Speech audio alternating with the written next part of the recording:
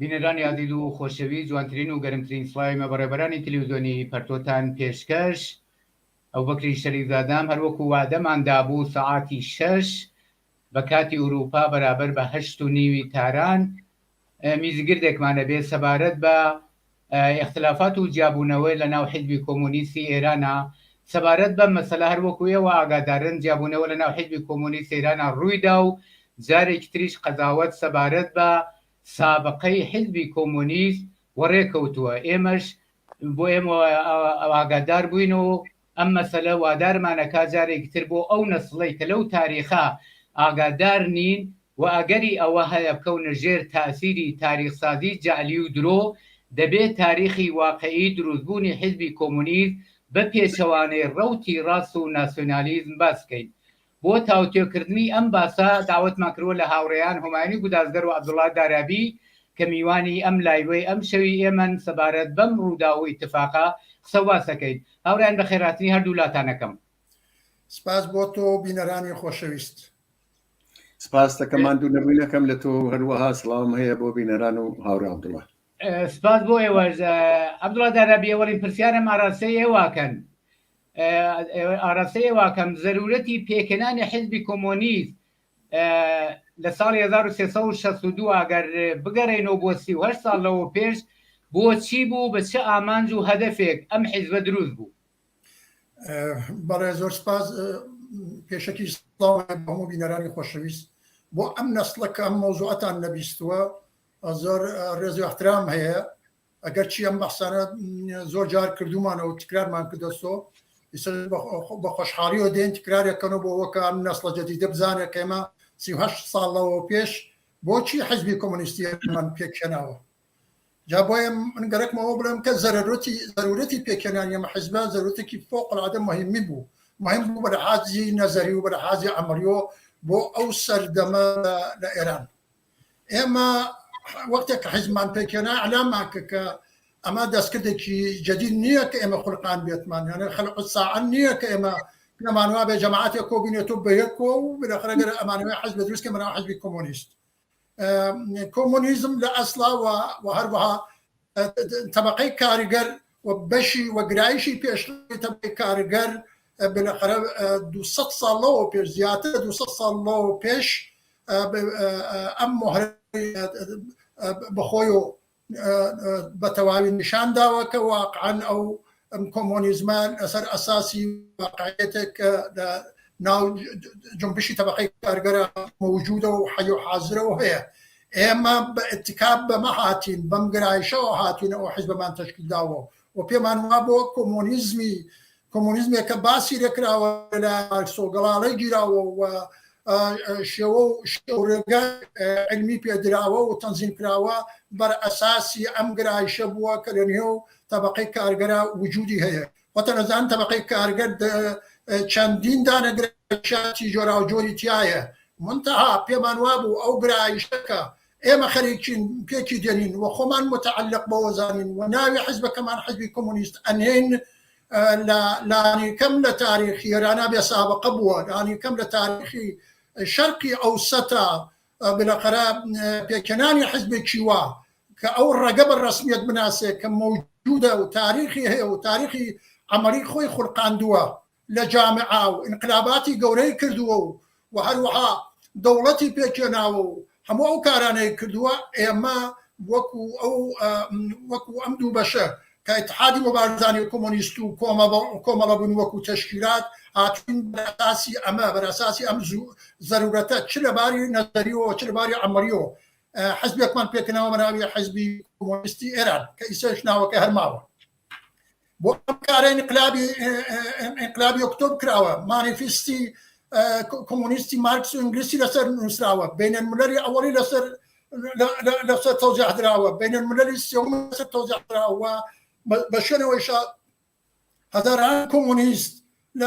لە وڵاتانی جۆرا و جۆر ئەم تاریخیان خوڵقانووە و توانیویانیان ملیۆنها کرێکار لەژێر ئەم پەرچەما کە لە نێو کرێکاران و لە نێو تەبەقەی کارگەر جیهانیە بە هەموو شعباتێکۆ لە وڵاتانی دیکە گرایشە بەناو گرایشی کۆمۆنیزم و گرایشێکی کۆمۆنیستی موجودە. ئەمە لەلایەن گرایشاتی ترۆ وەکو گرایشاتی ڕفۆرمیستی وەکو گرایشایەتی لیبرالیستی وەکو خەلەگرایەکان وەکو ئیتحادیە گراکان وەکو ئەوانەی کە بە شێوەی پۆپۆلیزمەکان وەکو پارلمانتاریزمەکان وەکو بەتایبەت ڕڤیزیۆنیستەکان هیچ کام لەمانە ئەمەیان بەڕەسمیەت نەناسیوە کە وەختی حیزبیان پێکەنەوە یعنی ئەمەیان بەڕەسمیەت نەناسیوە کە گرایشێکی کاریگەری و کۆمۆنیستی لە نێو تەبەقەی کاریگەرا وجودی هەیە بەڵام ئەو ناوەکانتر کە من باشم لێ کرد وەکو سەندیکالیزم و ئانارشیزم و خەڵکگرایی و لیبرالیزم و پۆپۆلیزم و غیرەوە زانە پێوا بۆ هەر ئەوانە نەنێو تەبەقەی کاریگەرا و ئەوە کە ئێمە دەستی بۆ بێت و حیزبەکەی بەرئەساس ئەوە لەباری پراتیک و نەزەریۆ پێکدێنین ئەمە فەرقەکە و وەلەو کاتا ئەم حیزبە لەلایەکۆ لەگەڵ بەشێکی زۆر هەرە زۆری چەپ حتا نێو ئەحزابە و حتا چەندین ئەحزابی تەقانەوە ئەم شتە و هەروەها لە نێو کۆمەلگا وجودیەوە لە نێو تەوەجوی و سەرنجی ڕاکێشە ساڵی 1362 لە شانوەری 1962 ئەم حیزبە کۆنگرەی موسسی خۆی پێگەدەنا کە یەکێک لەوانە منی خودی خۆشم بووم کە لەوە بەشدار بووم وایە گەرەکمە بڵێم کە ئەمە حیزبە بەرئەساس زەرورەتێک پێک هات کەوتم ئەم تاریخی قورقانەوە و ئەم تاریخە ئەوەڵین قسە و باسی ئەوەیە کە لەغوی ماڵکیەتی خصوصی لە ئەوەڵین کەلام و بۆ چوونە جزء تعریفی ئەم حیزبە یعنی حیزبێک کە گەرێکی بێ خۆی ناوبنێ حیزبی کۆمۆنیست و گەرێکی بێ خۆی بەو بەشە لە گرایشی کۆمۆنیستی لە نێو تەبەقەکە بزانێ ئەشێ ئەوەی قبول بێکە ئەمە بۆ نظامێک ڕوەداکە کە ناوی سەرما بۆ نظامێک هەوڵەدا ئازادی و بەرابەری و عەداڵەت و خۆشبەختی تیا بێت ئەمەشە چیکە بەر لە هەموو شتێ ئەبێ مالکیەتی خصوصی لەغوە بکە ئەوانەی کە واقعاً وسایری ئەبزاری تەوریدیان بەدەستۆیە کە برژوازیە ئەبێ ئەوانە خەرقیەتکە لە قودرت ڕان کێشێت و خۆیان بێن حاکمیتکەن بۆیە من خەریکمە قسە باسەیەکەم ئەمە کە لە ئەلفبای ئەم حیزبە ئێمە هاتووە لە سەرەتاوە کە پێکمان هێناوە ئەمانە واقعیاتێک بوون کە تاوانەکەم لە ئێرانە وجودی نەبووە لەو کاتە بەم شکل ناو حیزبی کۆمۆنیستی تیشمان دیوە بەڵام بەم ئەعتبارە و بەم بۆچوونانەوە بێت و بڵێ من ئەمەوێ قودرت بەدەستۆ بگرم من ئەمەوێ متشەکل بم من ئەمەوێ بۆ ئەوە لەم ئەبزارە بەناو حیزبەکەم ئیستفادەیەکە من کۆمۆنیستم بۆیە لەم ئەبزارە ئیستفادەیەکەم بۆ ئەوەی کە نظامی سەرمایەداری دگەرگونیکەم بە نەفعی کۆمەلگای بەشەریەت بنفعی چینی کرێکە بۆیە چینی کرێکە ئەم بەشە لە گرایشی کاریگەری ئەمە دەست پێکە کە کولی کۆمەلگای پێزگارکە کولی کۆمەلگا باتە قۆناغێکە واقعاً بتوانێت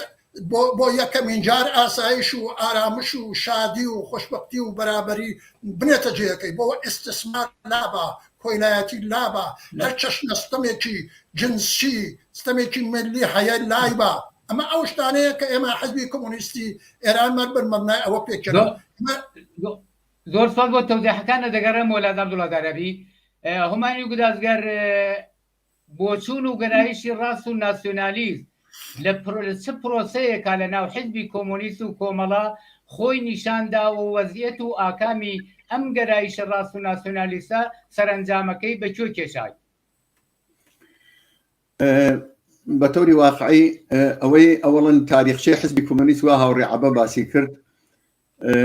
دیارە باسی بۆچوون و گەرایشای مختلفی کرد ئەویش بەڵام بۆ پرسیاردا جوابدانەوە بەم پرسیارەی ئێوە کە مربوطە بە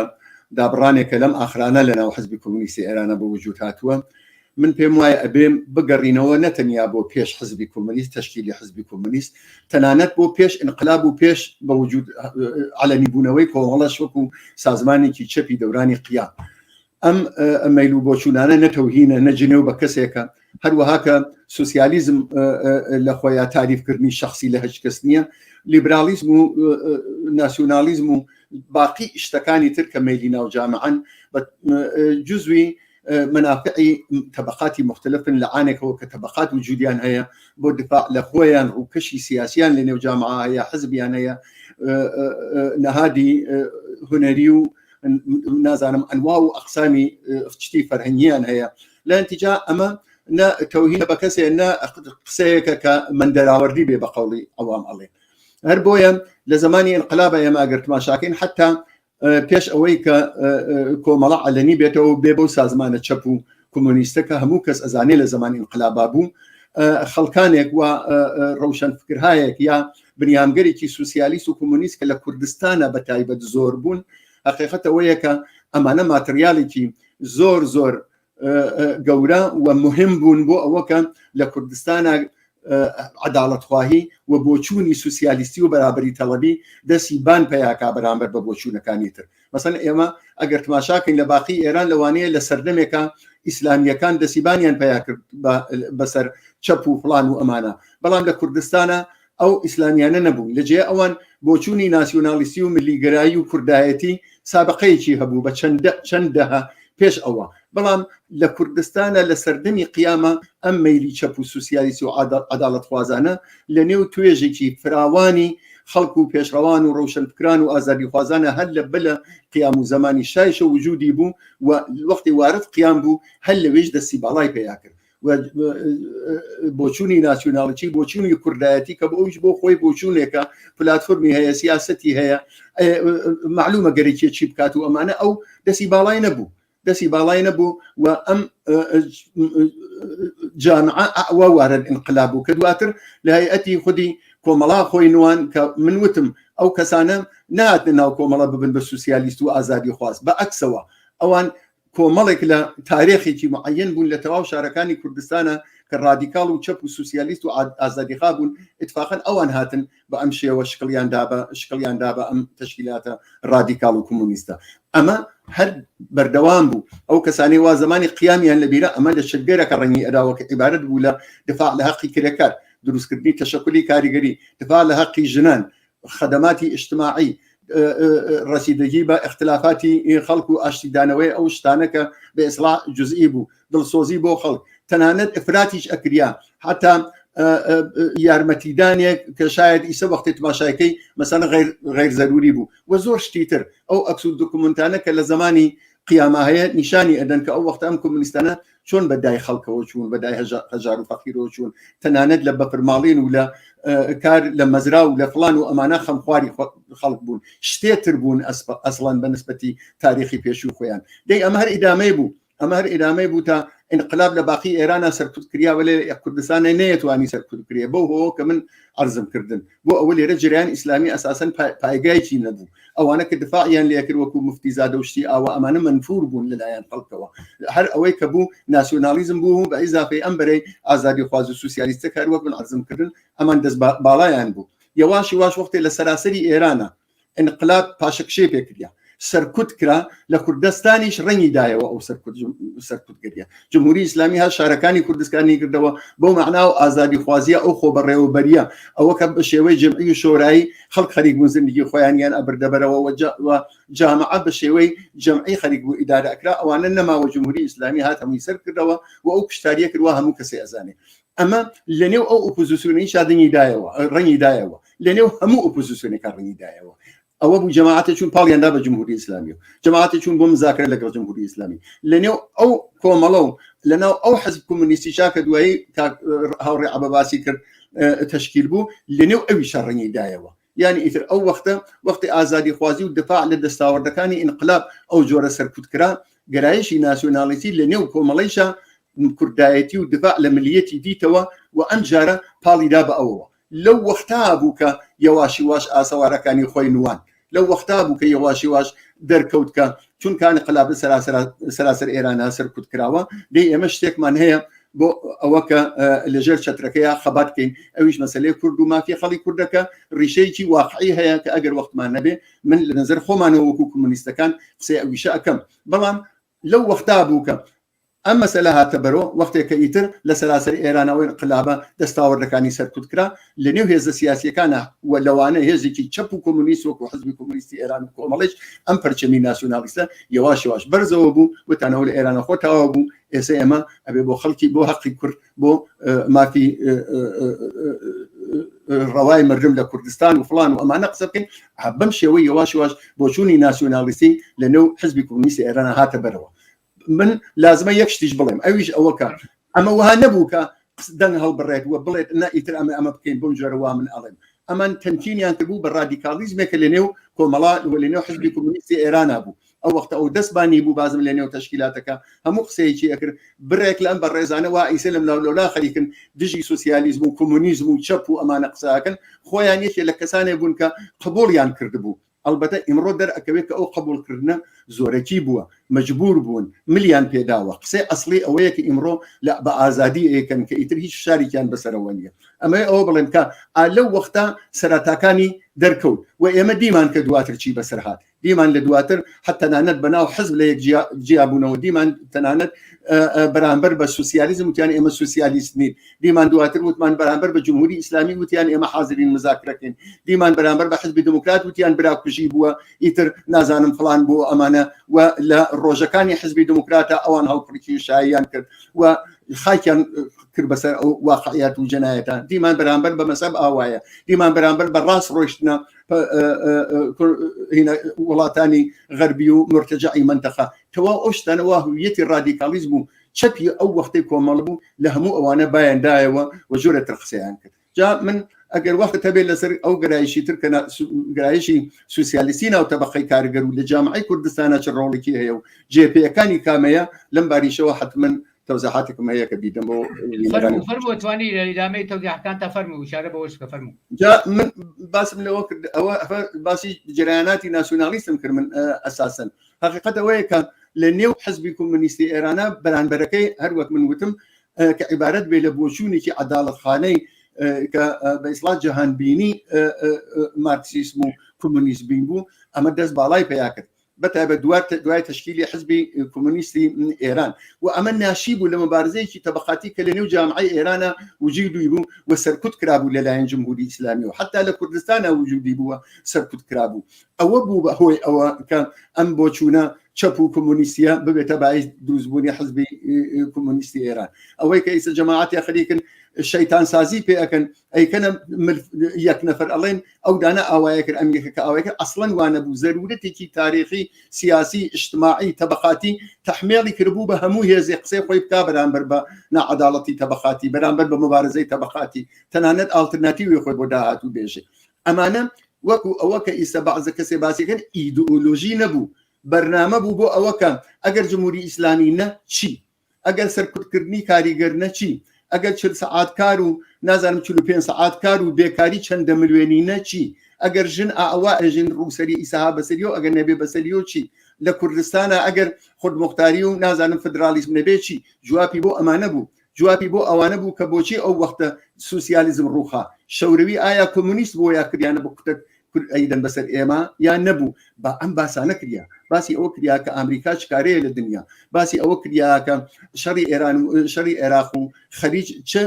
جایگا و پایگایکی کردا باسی عزوێتی کاریگەری کراوە باسی حزبسازی کراوە باسی ئەوە کراوە کە ئەسەن کاریگەر و تەبەقەکەی کە ئێمە وەکو کۆمونیست مدعین کە ئەبێ قودرەت و دەسەڵات بەدەستیەوە بێت چۆن و بە چ تاکتیکگەرێ ئەبێ بۆی بڕۆ ئەمیچە گەرایشێ بوو کە لەنێو ئەم حزب کۆمونیستا بوو بەڵام عینی ئەوەی لەنێو جامعەی ئێرانە لە جامعەی کوردستانە لە زیندانەکانی جمهوری ئیسلامیە هەموو ئەمانە لایەنگری بوو هەموو ئەمانە مبالغی بوو هەموو ئەمانە کەسگەرێ بوون کە دڵیان پێ خۆش بوو بەو ڕەوت و بۆچوونە چەپ و کۆمونیستیەکە لەنێو حزب کۆمونیست ئێرانە بوو ئەمیشە بەرانبەرەکەی بوو کە من ئەتوانم لەباری ئیجتماعیەوە حتا لە کوردستانیشە ئشارە بکەم بە نمونەهایەکی کە ئەگەر ئێوە وەختانە بێت زۆر سپاس دەگەڕین و سەر و باسە دەگەڕێم وەلای تۆش عەبدوڵڵا دارابی بۆچی ئەم بۆهران و ئەزمەی تشکیلاتیە هەروەها ئیدامەی هەیە و بۆچی دوای 31 ساڵ لە جیابوونەوەی کۆمونیزمی کاریگەری و منسووری حکمت ئەم ڕەوتە ئەخرێتە ژێر تەوهین و ئەهانەت و ناتەوانی خۆیان ڕاست و ناسیۆنالیزم دەیخەنە سەرشانی منسووری حکمت و کۆمونیزمی کاریگەری 31 ساڵ لەو تاریخە گوزەراوە و هەزار اتفاق بەسەرەوە حیزبیانە هاتووە بۆچی ئەم مەسەلە وایە ڕاستەکەی ئەوڵەن ئەفوکەن کە بەدەنگ بەرت کەم لەبەرەوەکە بەهۆی نەخۆشیەوە دەنگم کەمێک زعیفە دەرنایەت هەرموو هیواداری باش بەڵێ تۆ ڕاستەکەی ئەڵان ئەو تاریخە بالاخره دوای جیابوونەوەکە زیاتر لە 30 ساڵ بەسەریا تێپەڕیوە و 20 ساڵی شەم مەسروح حکمت لە قەیدی حیاتان نەماوە بەڵام لە هەر ئەزمەیەکە دیسانەوە لەلایەن ناسیۆنالیستەکانەوە و لەلایەن خودی ئەو حزبەوە کە پێڵێن حزبی کۆمۆنیست ڕووەکەن مەسروح حکمتێک کە خۆی بەرنامەکانی گەڵاڵە کردو و داڕشتووە کە خۆی فەردی ئەوەڵی پێکەنانی حزبی کۆمۆنیستی ئێران بووە و خۆی ئەوەڵین کەسێ بۆ کە نەقشە و بەرنامە و سیاست و تاکتیکەکانی کۆمەڵی اتخاذ کرد و هەموویشی پەنجەی پیاناوە و بۆ بە سەنەد و لەباری تاریخی و ماوەتۆ هەمووی ئەوانە ڕوەکەن و شەباحیش نییە بێژی شەباحەکە و هەردمە واقعیەتێکە تا مادەمە و ناوە بەسەریان و مابێ دەیان و سەدان کەس بێن بیکەن بە پێشمەرگە و ئەلفبای کۆمۆنیستیش ئاگادار نەبێن نەزانێن مارکس چییە ئینگلیس چییە ناو هیچ مەسوول حکمەتیشی نەبیستووە دوای ماوەیەگە سوالە دێتە پێشەوە حتا ئەگەر ئەوان بیبن لە کاتی فێرکردن و لە کاتی ئامۆزشدانە لە ئامژیەکان خوانە ئەفکاری زدە کۆمۆنیزمی کارگەریان پێ فێرکەن و تەدریسیکەن بۆیان دیستانەوە سوالە دێتە بەرەوە کەماینکە لە تووری ئەم 30 ساڵە ئاوا بوو هەمیشە هێناویانەوە توانە کوا کۆمۆنیستەکان کوا فلان و فلان کوا مەسوول حکمت کوا کێ بۆچی ئەوە ئەمانە نین بۆ مەسوول حکمت و برێ کەس نەیانتوانیوە جواب بنەوە وتیانەوە حەزی خۆیان پێگرنەوە بۆ باقەکەی زۆرتر وتیانە ئێمە ئەوانە هەر ئەندامی ئێمن ئەوانە هەر ئەندامی ئێمن و لە دەرۆن و ئیستا لێرە دین و دوایی دێنەوە گەرەکمەوە بڵێم کە حەقیقەتەوەیە کە ئەم حەزبە بەر ئەساسی ئەفکارێکی ڕۆشن بەسەر ئەفکارێکی تازەوە لە ئێران کە واقعاً لەو جنسە نەبووە و بە پراتیکێکی معەنەوە کە ئەم حەزبە و ئەهدافەکەی ئەگەێنێ بە مەنزڵگا و ئەی باتە پێشەوە و بێنەقەرە کرێکار و زەحمەتکەش لە پەرتەوی ئەرزش وەرەگرن و بێنەقەرە ئەحەسێن و بێنەقەرە ئەمە شتێک بووە کە لە سەرەتاوە وتراوە و حتا ئەوەش وتراوە بۆ ئاگاداریتان 38 ساڵ لەوە بەر کە 2 ساڵ 3 ساڵ بە چڕی کارمان کردووە لەسەر ئەوە تا ئەو ڕۆژەکە ئەلامان کردووە لەسەر هەمووی ئەمانە قسەمان کردووە ئەگەر ئێمە نەتوانین ئەمانە بەکردەوە بە پراتی ئەم سیاسەتانە ئەم هەڵوێستانە ئەم بۆچوونانە ئەم تەفاوەتانە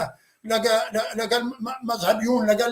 پارلمانتاریستەکانە لەگەڵ خەڵکرایانە لەگەڵ چیە ئەگەر بە درستی نەیبێنە بەرەوە ئەم حەزبە بە ئەنجام ناکە بەڵام حقیقەت ئەوەیە ئەوان دوای جواببوونەوە چوونەوە قاپرەخی خۆیان فەنەر ئازاد بوو چوونە نوکەکەی خۆیان چوونەوە بەوە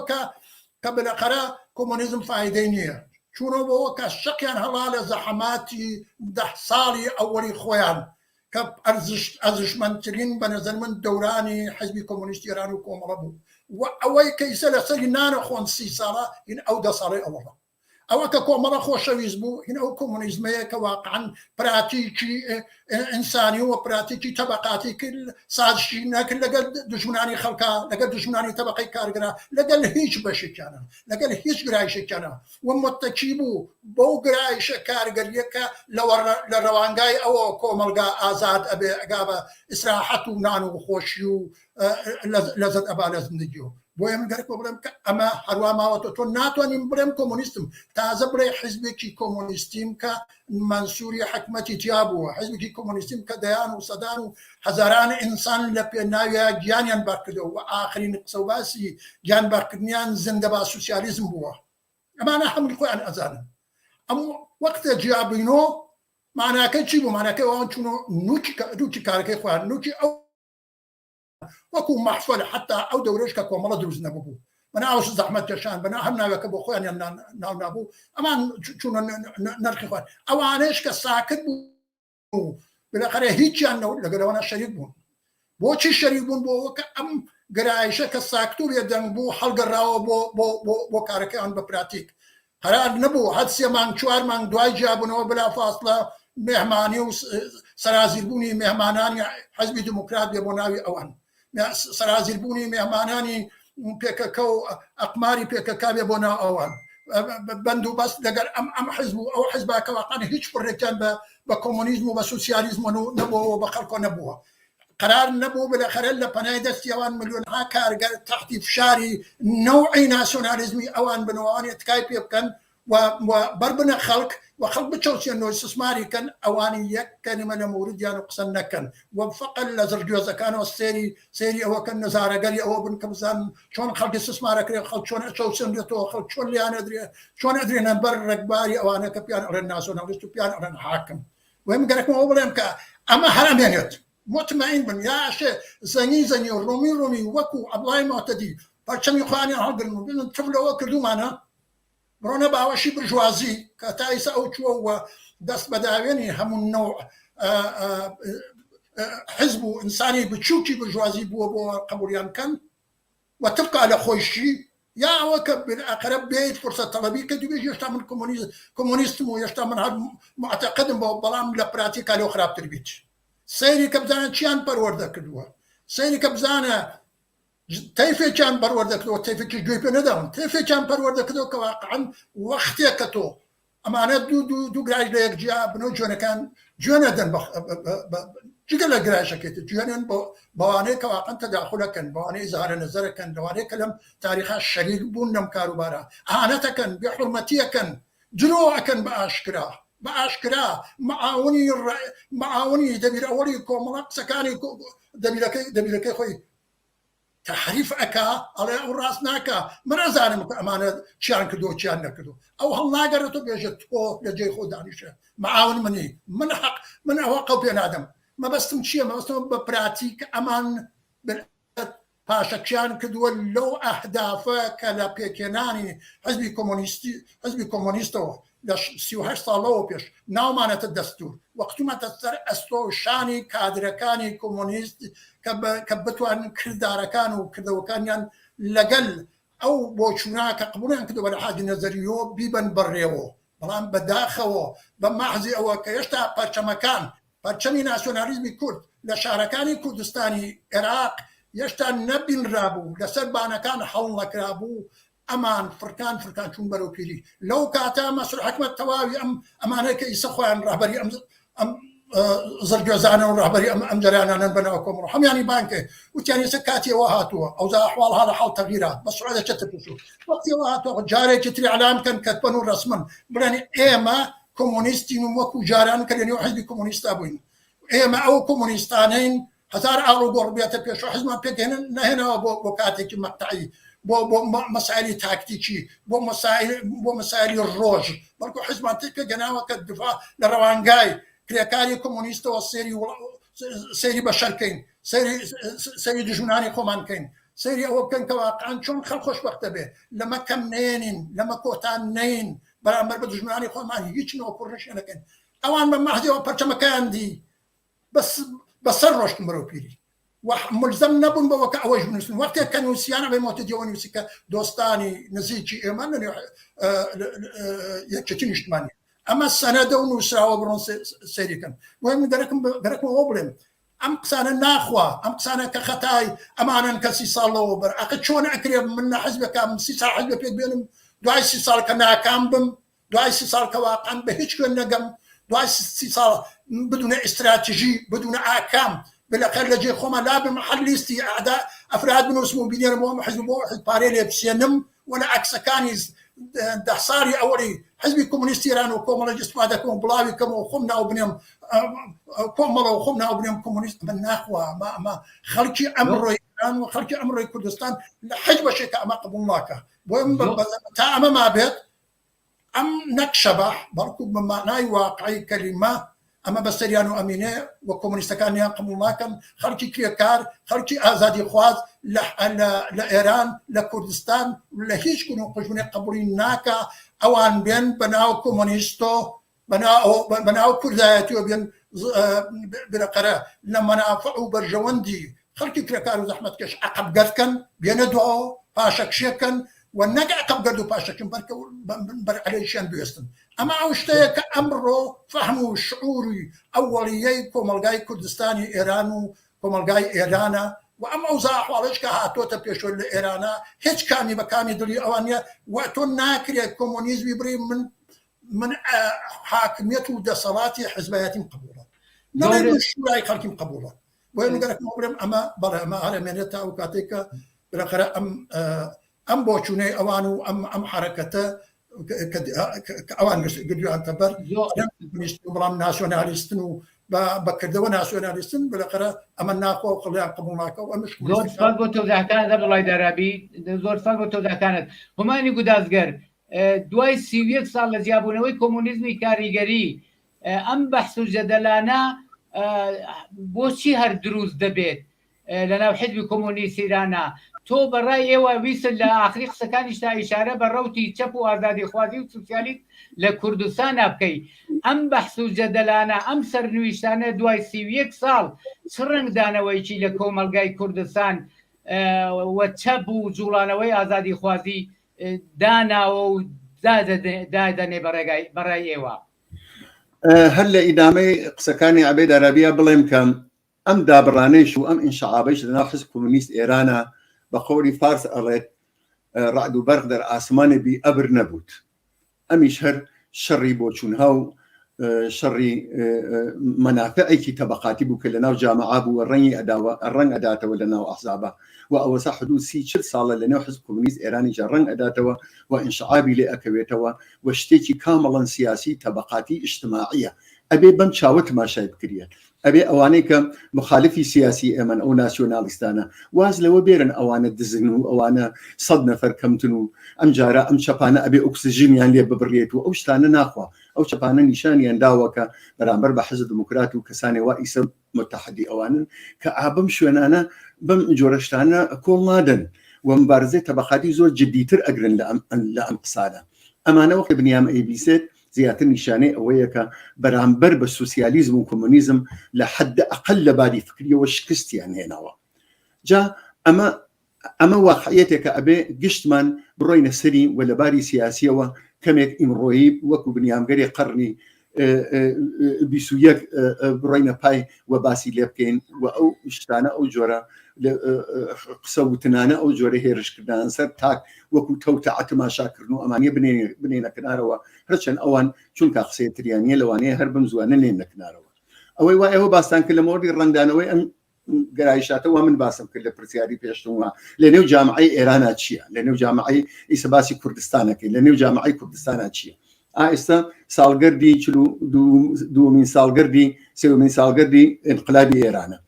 ئێوە ئەو کەسانە واوەکو من ئەو وەختە جوانێکی 23-4 ساڵە بوون تا ئێستا ئەگەر بێن بەراوردی بکەن بزان جامعەی ئێران جامعەی کوردستان بەپێی جامعەی ئێران و دنیا چ ڕۆشتێکی کردووە چه تغییر و ئاڵوگۆڕێکی تیا هاتووە سەبەرەوە تماشای کاریگەرکەن من پێم وایە لەو وەختا ئەسەن باسی ئەوە کاریگەر ئەبێ اتحادیە و شەورا و سندیکای بێت دیارە یەک دوودانە لە شار سنە و لە شوێنێکا بوو نانەوایان دروستیان کردبوو ئەمانە بەڵام ئەوەی وا ئیسە وجودی هەیە و ئەو خوداگاهیە کە ئیسە لە نێو کاریگەران و فعالینی کاریگەری و بنگاگەر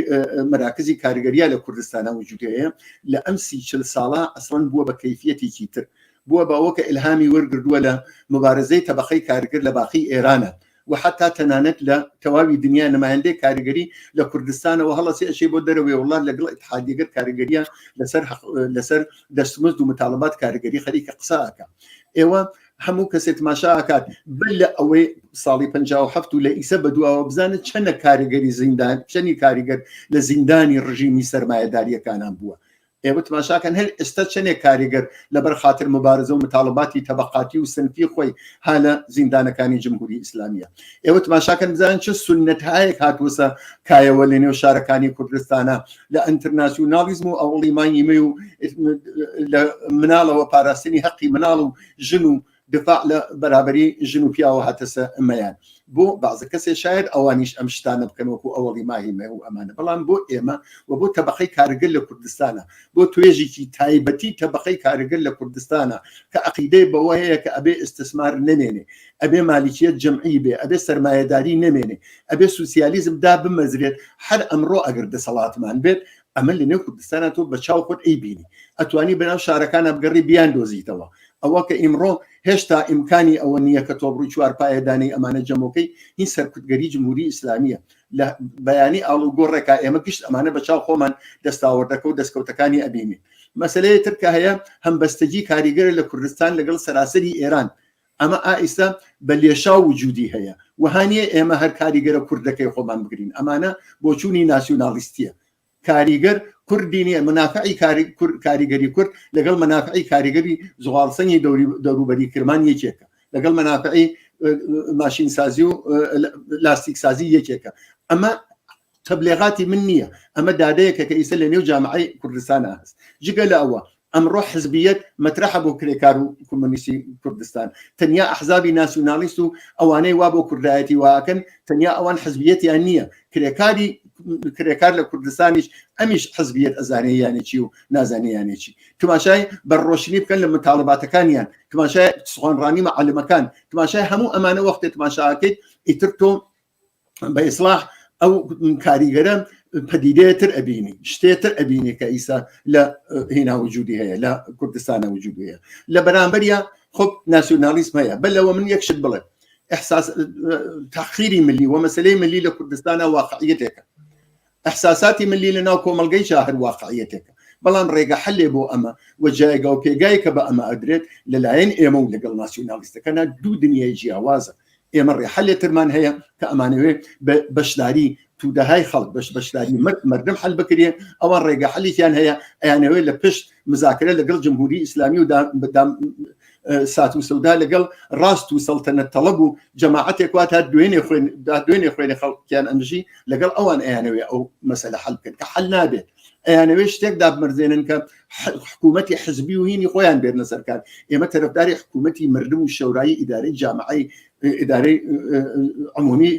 جەمعی جامعی خەریدی جەمعیمانەوێ ئێمە لە هێنا دوو شتی بە تەواوی جیاوازە ئێمە لەگەڵ ئەوانە ئەگەر ناسیۆنال فدرالیزم و خودمختاریمان ڕەت کردووەسەوە وتمانە بەرنامەمان بە ڕۆشنی ڕەش لەسەر سپی نووسیە کە ئێمە ئەمانەوێ مەسەلەی ملی چۆن حەلکەین و ئیتفاقاً زۆر ڕاشکاوانەترە بۆ جامعەوە ڕێگە حەلەکەیی قەتعیترە یەک مەسەلە کە هەیە ئەویش ئەوەیە لەبین بۆچوونی ئێمە لەبین مبارزە بۆ کوردایەتی و ناسیۆنالیزم لەگەڵ مبارزەی تەبەقاتیە حتا ڕژیم سەرمایەداری جمهوری ئیسلامی وەک یەک چاوی لێ ناکە بۆ ئەوان مەودا زۆرترە تەنانەت بەشێ لە خودی ڕژیمیش خەریکن ئەیکەن هەور ئەو مبارزەی ناسیۆنالیستی و مبارزە بۆ کوردایەتی تەنانەت بەشێک لە نەهاد و دەیان نەهاد و ڕۆزنامە و نازانم ئەنوا و ئەقسامی فەرهەنگی و شتی فەرهەنگی و کولتوری دانراوە و جمهوری ئیسلامی بەوان ئەو نەحساس نییە چۆن ئەزانێ ئەکریە حەلیکات ئەکریە ئەوانیش بێنێتە ناوە خۆیانیش ئەڵێن ئێمە ببنە ناوە ئێوە مساحبەی کاک خاڵدی عەزیزیتان دی لە تلویزیۆنەکانی دەرەوەی وڵاتە ئەڵێ ئێمە هەمیشە حاضر بووین بۆ مزاکرە و قسەکردن کەوایە وەختی ئەوان ئەوازانن بەوان کەمتر حساسن تماشای زیندانەکان کەم زانن چه کرێکاری هاتیە تماشای زیندانەکان کەم زانن چەندێک چەپی هاتیە لیستی ئەعدامیەکانی ئەم 34 ساڵە جمهوری ئیسلامی بێنن بزانن لە نێو چەپ و کۆمونیستەکانە لە کوردستانە هەر وەکو باقی ئێران چۆن ئەمانە چەند نەفەرقی هەیە منزورم ئەوەیە کە خودی ئەم شتە لە نێو جامعاکە وجودی هەیە بۆ ئەوان دەستی ئاوەڵاترە بەم حاڵەیشەوە ئەوەی کە لە ناو جامعا وەکو ئەحساساتی ملی هەیە لەگەڵ ئەوەی کە لە نێو ئەحزابی ڕسمیەکەیانە هەیە و بەتایبەت لە ناو جەماعەتێکی تری منفەردا کە متەئەسفانە تاکە و کەوتون و نەغمەی فاشیستی لێ ئەدەن فارس و کورد لێ ئەدەن ئەم بەرادەرانە ئێژن ئێمەی کورد فارس هەمیشە خراپ بووە بۆمان ئێمە وەکو ئەو کە ئەو یەکەکەتر ئەڵێ ئێمەی ئازەری هەمیشە کورد خراپ بووە بۆمان ئەبێ ئاگایان لە خۆیان بێ خەریکن شعاری فاشیستی ئەدەن ئەمانە خەتەرە ئەڵێن ئەوانەی وا مخالفی ئێمن ئۆکسیژن نابێ بکێشن ینی گەرەکمە ئەوە بڵێم کە تەنانەت ئەوەی کە حساساتی تودەی ناو جامعەست وەکو ئەمان ئەوانین ئەوان هێشتا نوعی ئەحساسی هەمسەرنوشتیان لەگەڵ خەڵکانی تری دەرەوەی کوردستانە هەیە لەگەڵ یان ئەژین لەگەڵ پارس و تورک و عەرەب و عەجەم و نازانم بەلوچ و فڵان و ئەوانە ناکرێ ئەوان بکەنە دوژمنی خۆیان کەوایە ئەمەش کە باس ئەواکەن ئەمانە جەماعەتی فارسیان هێنەوە ئەمانە دوا کەوتوترین تەبلیغاتە ئەری کاکە ئەگەر مەسلەی فارسیش بێت و مەسلەی ئێمە فارس نییە مەسلەی ئێمە وسە ئیتفاقاً لە شۆڤینیسمی عەزەمەت تەڵەبی فارس ئەو کەسانن کە ئێوە لەگەڵیان خەریکن لە نێو تەشکیلاتە تەبلیغاتان کردووە بەیەکەوە چوون شەورای گوزارتان داناوە بەیەکەوە سەبتای ئێوارە خەریکن نامەیان بۆ ئەنووسن خەریکن یارمەتیان لێ وەرئەگرن خەریکن مزاکرەکەن لەگەڵ دەوڵەتەکەیان ئەم تەبلیغاتە ئەبێ بۆ مناڵێکی قبوڵی بکات معلومە وەکو ڕۆژنە مەسلەی کورد و فارس نییە ئێمە فارس بەرتر ئەزانین لە کورد نە ئێوە پێتان وایە فارس زۆر خراپترە لە کورد بە ئەکسەوە ئەگەر پرۆژەکەتان کە پرۆژە حاکمیەتی دەسەڵاتی ئەحزابە وەکو حکوومەتی هەرێمی کوردستان لە ئێرانە بۆتان جێبەجێ بکە حاضرن خۆنەرەکانی فارسیش بن ئەبان ئەو چاوتانەوە تا ئیشەش ناوتان من ئەمە بۆ ئەوە ێژم کە ئەم تەبلیغاتە مسمومە کە عەلەی کۆمونیزم عەلەی چەپ عەلەی کۆمونیزم کارگەری لە نێو حزب کۆمونیست ئێران ئایکەن عەلەی شخصی منسووری حکومەت کە 22 ساڵە لە دنیا نەماوە ئەیکەن ڕەزیلانەترین تەبلیغاتە باشتر ئەوەیە کە سیاسەتی خۆیان بێرنە بەرەوە باشتر ئەوە پلاتفۆرمی خۆیان بێرنە بەرەوە باشتر ئەوەیە کە ئەسڵەن ئەم چەپن نەقدەوەکەن هەر ئەم کەتانە و ئەم بۆچوونە کە ئێوە ئەوە بە لەعنەت خەریکن باسی ئەکەن خەروارها قسەیان هەیە بەرامبەر بە زەمین و زەمان و چکۆلە و گەورەی مەسائلی ئیجتماعی و مەسائلی سەردەمی دوای انقلابی 57 منظورم ئەوەیە کە اتفاقا لە نێو جامعەیشە ئەم بەرامبەرکیە وجودی هەیە و من وازانم تا ئەو جێکە هەڵەگەڕێتەوە بۆ بۆچوونی سوسیالیستیش لە نێو جامعەی کوردستانە اتفاقا زۆر قەویە هەر وەکوتم ئەو دەسی بان و ئەو فەراغباڵیە وەکو گەرایشی ناسیۆنالیستی نییە بۆ خۆنەواندن ئەگەر نا ئیسە زۆر لەمە زیاتر ئێتوانی خۆی دەرخا جا لە ڕۆژێکەوە ئێمە ئیمکان ئەوەمانە بێ چوارپایە بنی نەژێر پامان بۆ خەڵک قسە بکەین بێژین کە ڕێگەی حەق و ناحەقامەیە ئەو جارە ئەزانین کە جەماوەڕە چۆن ئەخڕۆشێ بەرەو چەپ و ئازادی خواهی زۆر سپاس بۆ تۆزەکان هەمانی گودازگەر وەختمان زۆر نەماوە ئەم پرسیارەم ئاراستەی هەردووکتانەکەم هەر بەو تەرتیبە عەبدوڵڵا دارابی و دوایی هومایون گودازگەر جوابی ئەم پرسیارەشم بدەنەوە ئێوە لەم ئەوزا و ئەحواڵەیە لە مقابل ڕاست و ڕەوتی ڕاست و ناسیۆنالیزمە چه ئەرک و وەزایفێک دەخەنە سەرشانی جوڵانەوەی سوسیالیستی و ئازادی خوازی لە کوردستان و ئێران من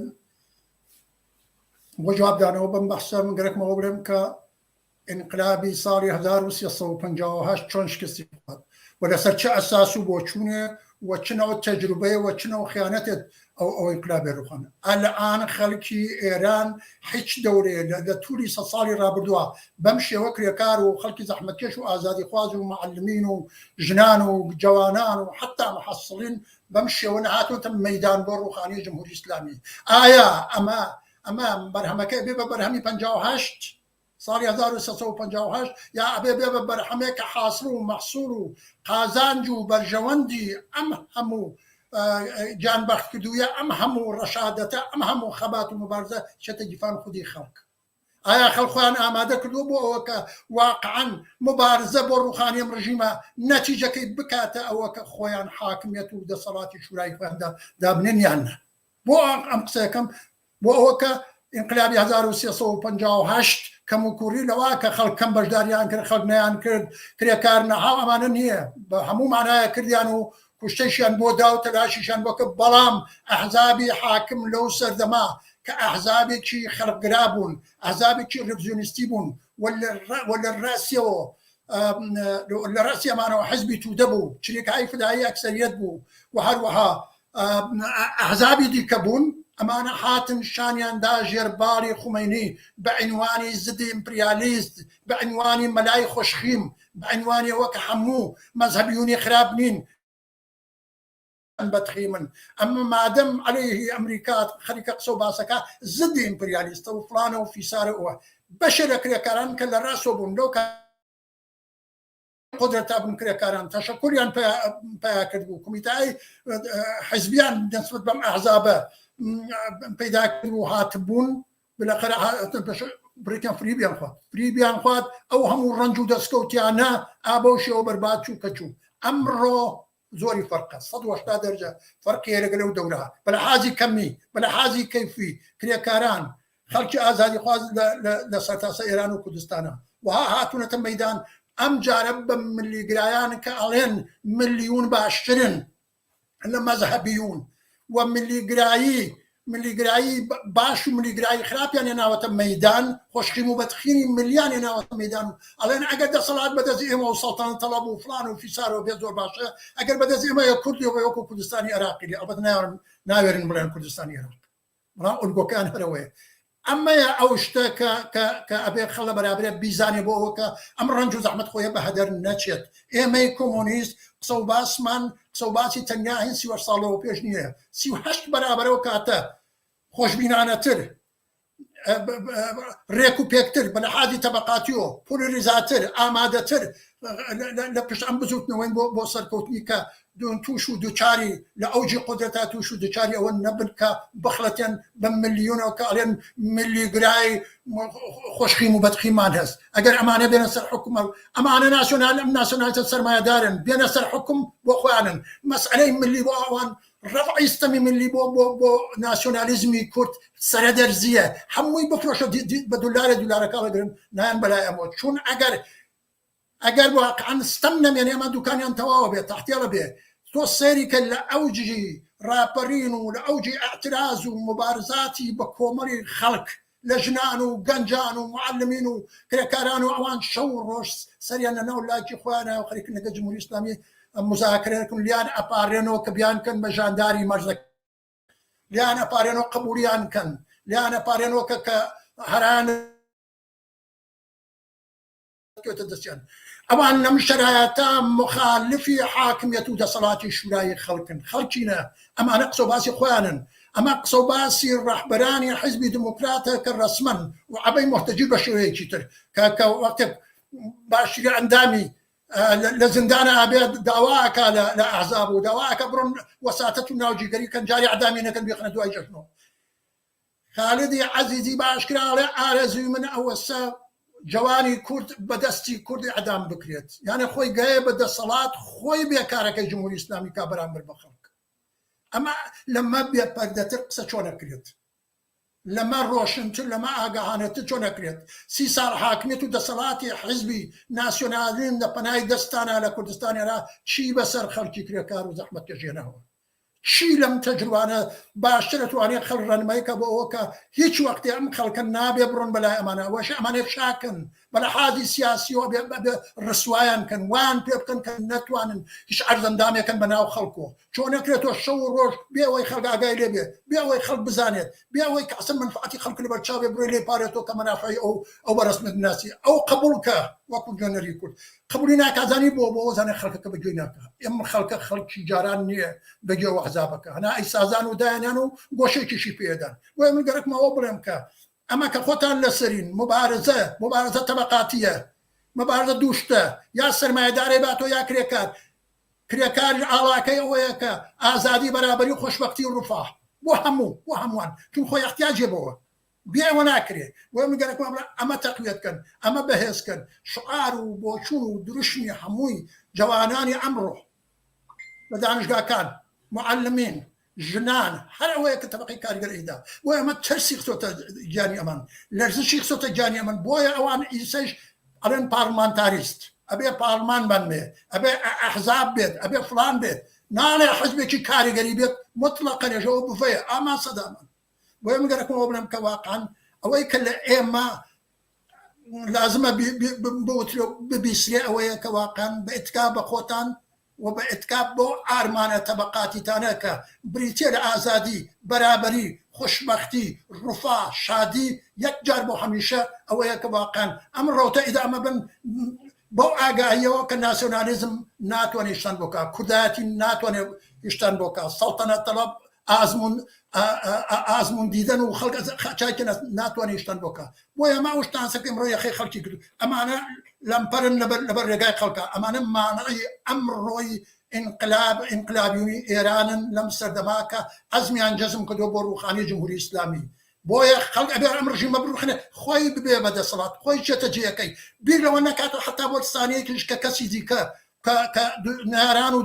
دژمنانی تەبەقاتی بچێت هیچ دژمنی تەبەقاتی کار ناکە بۆ غێر بۆ تەبەقەکەی بۆ تەبەقاتی دیکە بۆیە خۆتان ئەتوانن چارەنووسی خۆتان بەدەستی خۆتان ڕقم لێبن مەسئلەی ڕقیستەمی ملی ئێمە لە بەرنامەی دنیای بێترە باسمان لێ کردەوە تومانە ڕفراندۆم ئەگرین بۆ جیابوونەوە و دەوڵەتی سەر بەخۆ یاخۆ مانەوە لە ئێرانە لەگەر خەڵکە بە حقوقی بەرابەری تەواوی شارەمەندانەوە ئەمە ئەو شتەسە کە قەت ناسیۆنالیستەکان لە کوردستان نەچون بە قەرایە و دژمنایەتی لەگەڵاکەن و شەو ڕۆژ باسیکەن ئەڵێن وەکو عێراق بێ ئێمەش بڕۆن لە بەغادا بنیشین لە تاران دابنیشن نەجێی بەغا و پارە و سەروەت و سامانی مەملەکەت بشکین و بیخۆین و بیان نەجیب ئەمە ئەو شتانەیە کە کۆمونیستەکانی لێن کۆمونیستەکان هەروە لە ئەوڵۆ لەگەڵتانە ئیسە بە 100 قات هوشیاری و ئاگاهی و توانایی و ئامادەن و لەگەڵتانیان بۆ سەرکەوتی ئەمە هەدافە گەورە.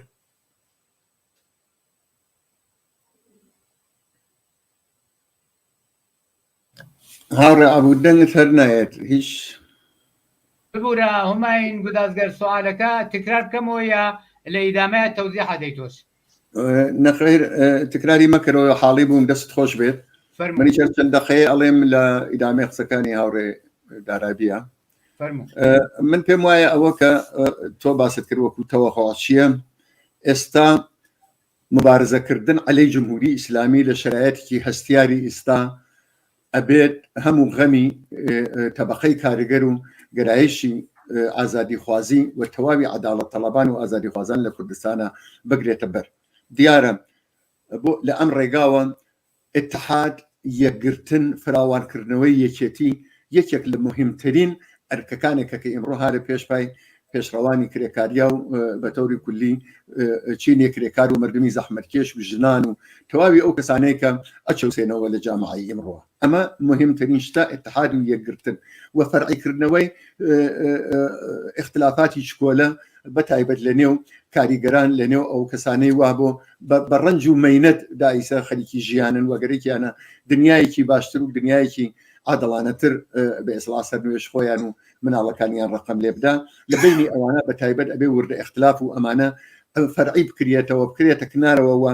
بەشهایەکی هەرچی زۆر فراوانتر و وەسیعتر لە کاریگەران لە عەداڵەت خوازان لە ئازادی خوازان لە ئەو کەسانەی وا بەشمەینەت بوون لە تحتی ئەم جامعاوە ئێمە ئەیان بینین ئەشێ ئەم اتحادە گەورەتر بکرێتەوە جگە لە ئەوە لە مبارزاتی ئێستا بۆ بەدەست هاوردنی وەزعیت بۆ بەدەست هاوردنی متاڵبات ئەبێت تێبکۆشیە هەموو کەس لە فەقر و نەداری و ڕەنج و مەشەقەتێکی ڕەش کە جمهوری ئیسلامی تەحمیلی کردووە بە خانەوادەی کاریگەری بە خانەوادەی خەڵکی زەحمەتکێش بە کۆڵبەر و بە دەستفرۆش بە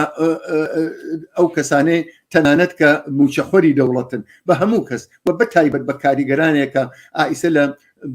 ڕێژەی ملیۆنیا بێکارن هەموو کەسەمانە ئاگادارە هەموو کەس بە وەزعیەتی سەختی مەعیشەتی و بژی و لە کوردستانی شەهر وەکو باقی ئێران ئەزانێ ئەبێ لە ئەم مبارزاتە بۆ بەدەست هاوردنی متاڵباتێکە بتوانێت مەعیشەت تۆزێ ڕەحاتتر بکاتەوە ئەبێ بۆ ئەمانە تێبکۆشی بۆ بانبردنی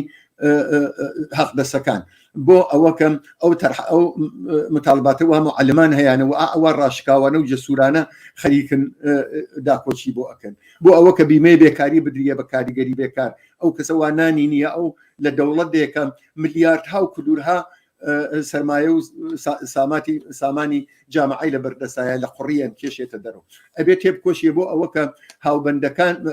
هاو تەبەقەیەکانمان لە بەند ئازاد بکرێن ئەوان کارێکیان نەکردووە تەواوی ئەو کەسانە کە ئێستا لە زیندانن و بە بیانوی سیاسیەوە لە هەر گەرایشێک و تەنانەت ئەوانیشەوە بە لە گەرایشەکانی تری غەیرەز کاریگەر و فلان و ئەمانە گیراون ئەبێ بۆ ئەوانە تێبکۆشین ئەمیشە یەکێتر لە ئەرکەکانمانە و ئەبێ لە پاڵیا ڕۆشنبینیمان بێت بۆ ئەوە کە لە ئایندا ئێمە گەرەکمانە چی بکەین دوای جمهوری ئیسلامی دیارە ئێمە بە تەنیا لە کوردستانە ڕۆشنی ناکەینەوە کە دوای جمهوری ئیسلامی چی ئەبێت ئێمە ئەگەینێ بە ئەوە کە اتحادمان لەگەڵ جوڵانەوەی کرێکاری و کۆمونیستی لە سەراسەری ئێرانە لەگەڵ ئاعتراضاتی سەرنگونی خوازی لە سەراسەری ئێرانە ڕۆڵێکی زۆر بەرچاو ئەبینێ کە ئێمە بێ ئەم ارتباتە و ئەم رابطە تەنگاتەنگ ڕابگرین کە پێکەوە ئەتوانین ئەم کارەکەین جگە لە ئەوە بە نەزەر من ئەبێ تەبلیغاتی ناسیۆناڵیستی ئەبێ لە کوردستانە ئەبێ مقدارێ تەریب کڕێتەوە نە بە شەڕ و مەرافع نە بە هیچ شێتر بە ئاگاهگەری بە ئەفشاکردنی ئەوە کە ئارمان و ئاسۆی ئەم بۆچوونە گەرێکی چی بخات و هیچ نانێ ناخاتە سفرەی خەڵکی کاریگەر و زەحمەتکێشەوە بەڵکە هەروواکە لە باسەکانە باسمان کرد ئەهدافێکی تری بە ئێسلاح لە پێشایە خلاصە مەسەلەی شەورا و حاکمیەتی شەورایی لە کوردستان و لە هەروەها لە ئێرانە ئەمە شتێکە کە ئەبێ هەر هیچ وەخت لەبیر نەچێ بەخۆشیەوە لە کوردستانە لەم بارەوە خودئاگاهی بە ئێسلاح زۆر هەیە و ئاخرین قسم ئەوەیە کە ئێمە وەکو حزبی حکومەتیست و ئەم ئەحزاب و چەپی کۆمونیست وجودیان هەیە کە ناسراون کە هەموو کەس ئەیان بینێت و ئەزانن کە تەسیر و دەوریان لە ناو جامعە چی بووە ئیمڕۆ دنیای مەجازی کۆڵی ئیمکاناتی کردوسەوە بۆ ئەرتباطکردن لەگەڵ ئەم ئەحزابا بۆ ئەوە کە پەنجەمان لە یەکتر هەڵپێچین من داوایان لێ ئەەکەم لە ئیسەوە لە تەواوی فعالین و چالاکان و تێکۆشەران سایت و میدیا و نازانم تەواوی ئەو شتانەی کە ئێمە هەمانە سەری لێ بدەن تماشای بکەن ئێمە بناسن بزانن لەباری بەرنامەوە چیە ئێژین پلاتفۆرممان چییە تاکتیکمان چییە چۆن تماشای کاریگەرەکەین چۆن تماشای مەسەلەی ژن ئەەکەین تەنانەت بۆ مەسەلەی ملی ئێمە ئێژین چی و بەرنامەمان چییە و هەموو ئەمانە و ئێمە زیاتر بناسن لەگەڵمان پەیوەندی بگرن چونکە وەکو حزبێکی کۆمونیستی حزبێکی عەداڵەتخوا و ئارمانخوا ئێمە پێگیر و شێلگیرین لەسەر ئەوەکە لەگەڵ تەبەقەی کارگەری ئێران و هەروەها لە کوردستانیش بۆ ڕوخاندنی جمهوری ئیسلامی و دامەرزانی دنیایەکی نوێ و بێت چەسانەوە و هەڵاواردن تێبکۆشین لەگەڵمان تەماس بگرن لەگەڵ حزبی حکمەتیست پەیوەندی بگرن و بە هەموو شێوەیەکە بۆتان ئەکرێت لە پەیجەکانمان لە سایتەکانمان لە هەموو لە دنیای مەجازیە قابل دەستڕەسە بمان ناسن و لەگەڵمان پەیوەندی بگرن. زۆر سپاس بۆ تەوزیعەکانتان و بۆ بەشداریتان لەم لایڤە گەیشتونێتەقە دقایقی آخری بەرنامەکە ناتوانین دیپرسیار مەترەکەین زۆر سپاس بۆ ماندوونەبوونی ئەو کەسانش کە لایڤەکەیان چاو لێ کرد و گوێیان لێگرت سپاس بۆ بەشداریتان سپاس بۆ تۆیش و بۆ هەموو بینەران زۆر سپاس بینەرانی عەزیز و خۆشەویست هاتینە کۆتایی ئەم بەرنامە و ئەم لایڤە لە هەرچۆ هەن ئارەزووی ساقی و سڵامەتیتان بۆ دەکەین و شاد و سەرکەوتوو بن.